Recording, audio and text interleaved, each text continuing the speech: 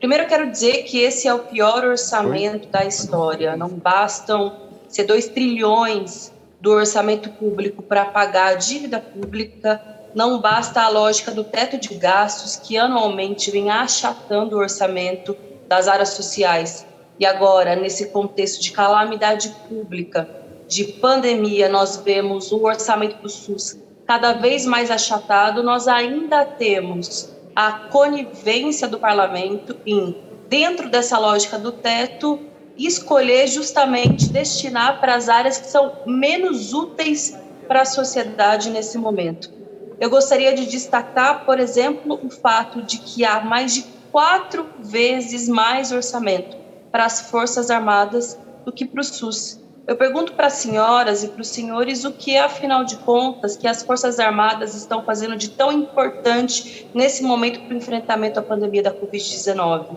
Seria o escândalo com leite condensado e a picanha, Brus, para aqueles que são da elite das Forças Armadas? Seria o escândalo com a cloroquina superfaturada em 167%, que não serve de longe para o tratamento da população? Ou seria o escândalo de ter leitos nos hospitais militares que não estão sendo concedidos para salvar a população brasileira nesse momento? E o nosso destaque especificamente é para denunciar mais um grande escândalo que já veio ruim no relatório apresentado pelo governo e que foi piorado pelo relator do Congresso Nacional. Ao todo, são 21 bilhões de reais destinados para o Ministério do Desenvolvimento Regional, que pode ter o nome bonito que for, mas significa pagamento de emenda para parlamentar, alimentar as suas bases eleitorais para tentar reeleição em 2022, pagar a conta das votações antipovo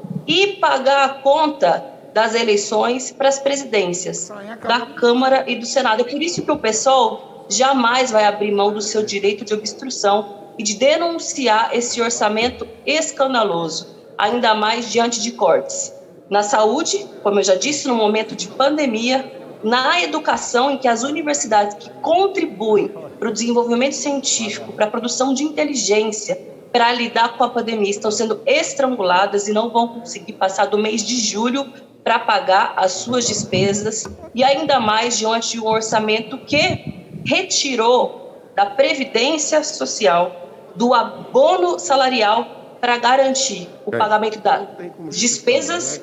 das emendas parlamentares e da elite das Forças Armadas. Significa que o governo vai dar um calote na Previdência daqueles médicos e enfermeiros que trabalharam a vida inteira salvando vidas e que não vão conseguir receber a sua aposentadoria devidamente. Significa que os trabalhadores mais pobres, que ganham até 2 salários mínimos, não vão conseguir ter o seu abono salarial nesse momento de crise econômica, de aumento do preço dos alimentos básicos no mercado, num momento em que o Estado deveria estar se voltando justamente para as áreas sociais. A gente vê o Congresso sendo conivente, em primeiro lugar, com a base, com a aceitação de emendas justamente para compor essa base parlamentar de um governo autoritário e genocida, e também de fortalecimento da base interna do governo, daquele que dá sustentação para o discurso golpista, autoritário, que é a base,